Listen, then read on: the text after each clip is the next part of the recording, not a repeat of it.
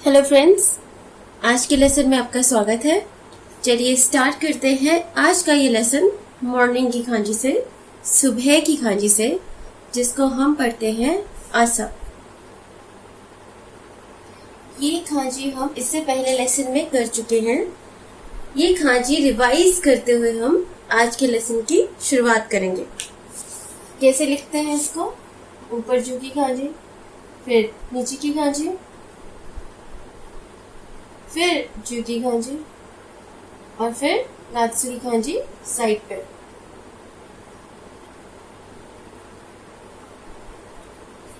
तो ये है खांजी आसा की। आसा मतलब होता है मॉर्निंग, सुबह। ठीक है, ये खांजी यहाँ पे मैंने आपको इसलिए बताई है क्योंकि अगली खांजी करते वक्त हम सेम पैटर्न का यूज करेंगे। नेक्स्ट खांजी करते हैं प्रकाश की खांजी। ठीक है, चमक की खांजी। इसको बनाने के लिए क्या करेंगे? इसी तरह से लिखेंगे गात्सु की खांजी राइट हैंड साइड पे, और उसके बाद हम लोग इसके साथ बनाएंगे नीचे की खांजी। 1 2 3 4। ठीक है, इसको क्या पढ़ेंगे? इसको पढ़ेंगे हम आका। आका मतलब है उज्जवल या फिर चमकदार, और साथ के साथ इसको हम प्रकाश या लाइट के लिए भी इस्तेमाल करते हैं। तो यहाँ पे आका पढ़ेंगे इसको, जिसका मतलब है ब्राइट, उज्जवल। ओके, चलिए एक शब्द भी बना लेते हैं इस खांजी से। वो शब्द है आकारुई। आका कैसे लिखेंगे? 1 2 3 4 5 6 7 8। आकारुई, यू और ई यहाँ पे हिरागाना करें। आकारुई मतलब ब्राइट, उज्जवल। आका रू ई, आकारुई। और ये जो आकारुई शब्द है ना, इसे हम ना सिर्फ चमक के लिए या ब्राइटनेस के लिए यूज करते हैं, हम इसे यूज करते हैं जैसे कोई कमरा है, वो भी आकारुई हो सकता है। किस तरह से? अगर कोई कमरा बिल्कुल प्रकाश से भरा हुआ है तो हम बोलते हैं ये कमरा तो आकारुई है, मतलब बिल्कुल ब्राइट है। और क्या क्या आकारुई हो सकता है? किसी चीज से एकदम से प्रकाश आता है, लाइट आती है, उसके लिए भी यूज करते हैं हम चमक वर्ड, है ना। और यही चमक शब्द का यूज करते हैं हम किसी के चेहरे के तेज के लिए। ठीक है, कहते हैं ना कितना चमकदार चेहरा है, तो वहां पे आकारुई चेहरा, या फिर चेहरे को जापानीज में बोलते हैं खाओ, फेस। तो और किसे यूज हो सकता है?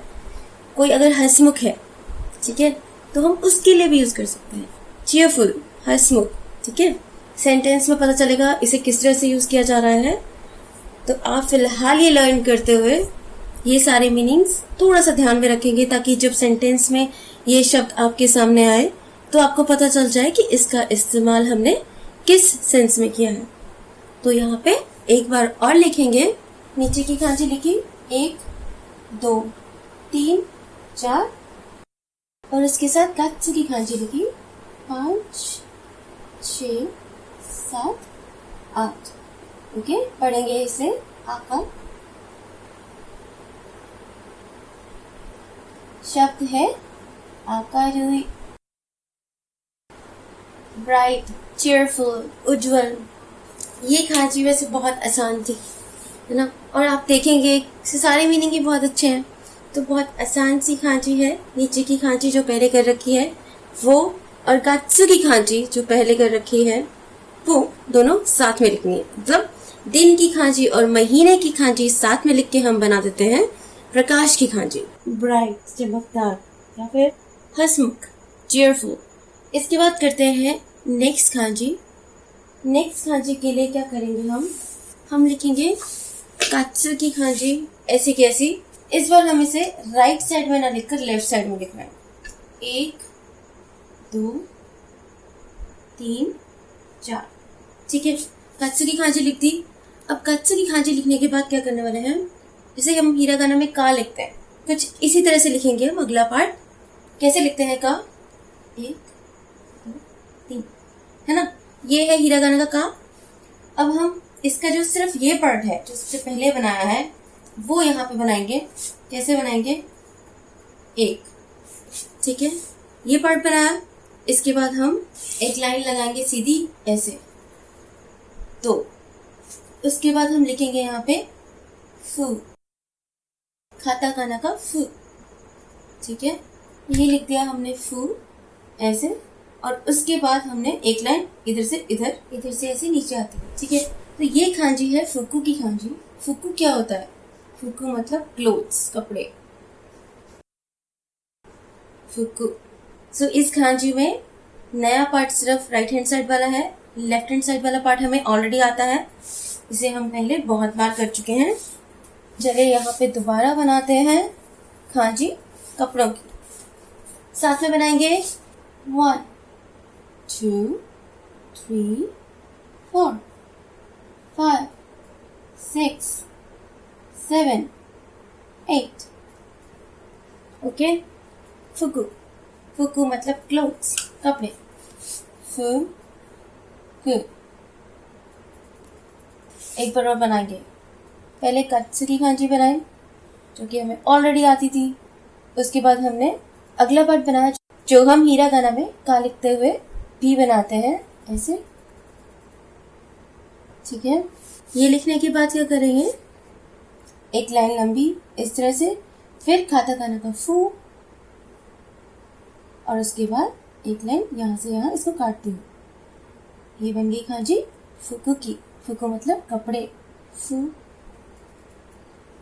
कु।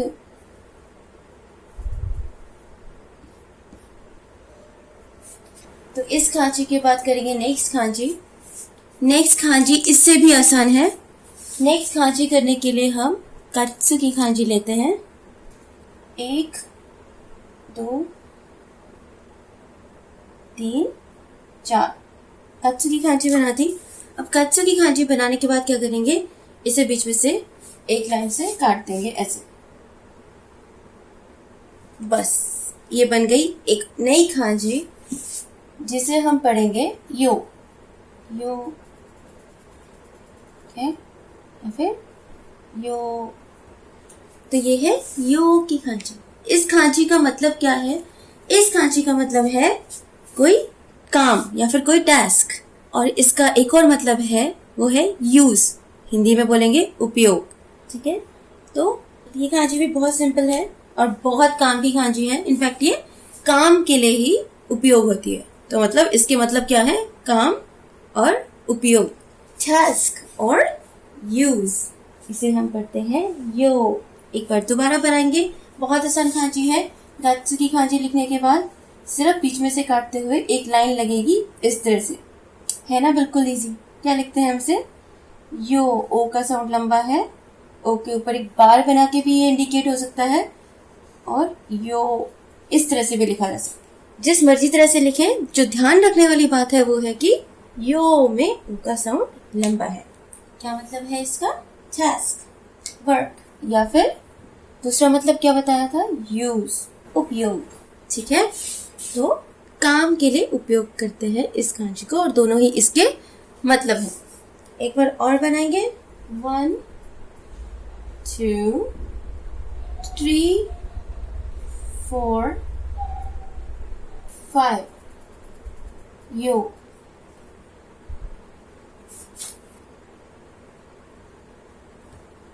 नेक्स्ट खांची हम करने वाले हैं ब्लू कलर की। ब्लू कलर को क्या पढ़ते हैं जापानीज में? ब्लू को पढ़ते हैं आओ, आओ,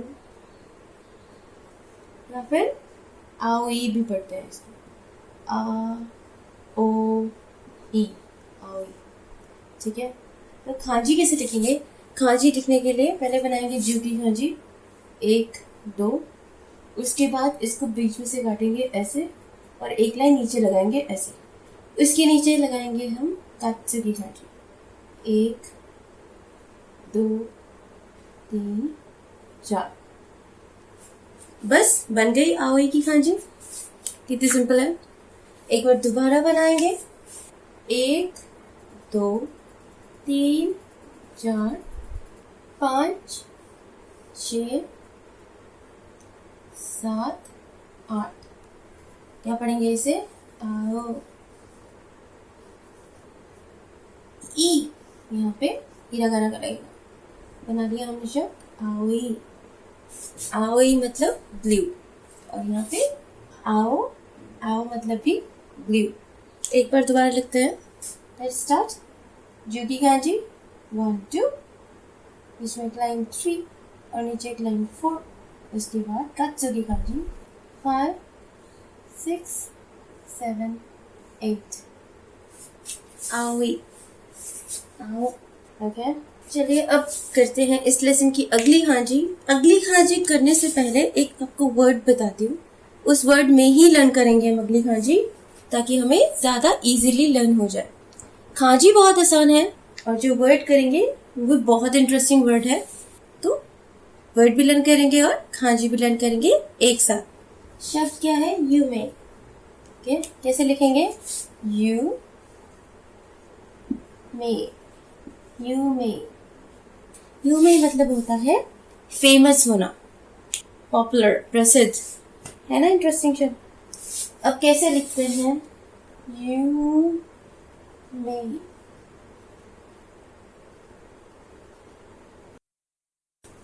तो पहले बनाते हैं यू। यू बनाते वक्त क्या करेंगे? पहले एक लाइन लगाई ऐसे, नीचे गात्सु की खांजी लिखेंगे 1 2 3 4। उसके बाद एक लाइन यहाँ से यहाँ तक लगाएंगे ऐसे, दोनों को टच करती हुई। तो इसे लिखते हैं हम यू। यू लिखना भी बहुत ही सिंपल है। यू का मतलब होता है किसी चीज का होना, या फिर कह सकते हैं किसी चीज का मौजूद होना। टू एग्जिस्ट, हैपन और अकर।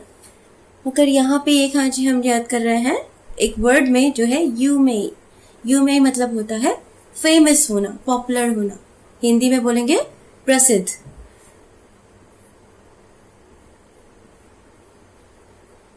पॉपुलर। और अब मई लिखते हैं। मई कैसे लिखते हैं? मई लिखने के लिए ऊपर लिखेंगे खांजी शाम की, इवनिंग की। ठीक है, इस तरह से बनाएंगे 1 2 3। ठीक है, तो ये है शाम की खांजी, इवनिंग की खांजी। इसको भी हम यू ही पढ़ते हैं। ये बहुत सारी खांजी हैं जिनको हम यू पढ़ते हैं। जैसे इसको यू पढ़ते हैं, इसको भी हम यू ही पढ़ते हैं। इसका मतलब है शाम। यू। ठीक है, पहले शाम की खांजी लिखी, उसके नीचे हम कुची की खांजी लिखते हैं 1 2 3। तो ये बन गई हमारी मई की खांजी। शाम की खांजी और मुंह की खांजी को मिला के बन गई मई की खांजी। और मई मतलब क्या होता है? मई मतलब होता है नेम, नाम। सो जहाँ पे इस खांजी का मतलब होता है किसी चीज का मौजूद होना या किसी चीज का होना, इस खांजी का मतलब होता है नेम। और इन दोनों को मिला के बन गई खांजी पॉपुलर की या फेमस की। Popular, famous. तो इसे इस तरह से भी याद कर सकते हो, नाम होना, नाम होना, है ना? इंटरेस्टिंग शब्द, मतलब फेमस होना, पॉपुलर होना। ठीक है, तो यहाँ पे शब्द है यू मे, और इसी के जरिए दोनों खांजी लर्न करेंगे। दोबारा लिखते हैं ये शब्द। चलिए प्रैक्टिस करते हैं। यहाँ पे यू लिखते हैं पहले 1 2 3 4 5 6 यू। और अब मई लिखते हैं पहले शाम की खांजी, इवनिंग की 1 2 3, फिर कुची की 4 5 6। Okay, you may. You may मतलब पॉपुलर। फिर से बनाएंगे एक बार, एक लाइन नीचे गात्सु की खांजी, ये लाइन दोनों को टच करती हुई। क्या मतलब है इसका? to exist, happen और occur, किसी चीज का होना या फिर किसी चीज का मौजूद होना। और मई, मई लिखते हैं दोबारा, शाम की खांजी 1 2 3, मु की खांजी 4 5 6 ना नेम। ओके, सो नाम होना, नाम होना, टू बी फेमस, पॉपुलर होना। ओके, तो यहाँ पे ये शब्द याद हो गया यू में। इसके साथ इसी शब्द में हमने 2 खांची लर्न कर ली, एक यू की और एक मे की, नाम की और किसी के होने की। और यहाँ पे 3 खांची रिवाइज भी की है, गत्सु की, शाम की और मु की। ठीक है, तो चलिए आज के लिए बस इतना ही। अभी आप ये खांची कैरेक्टर्स लर्न कर लीजिए अच्छे से। जल्दी ही मिलते हैं अगले लेसन में कुछ नए खांची कैरेक्टर्स के साथ।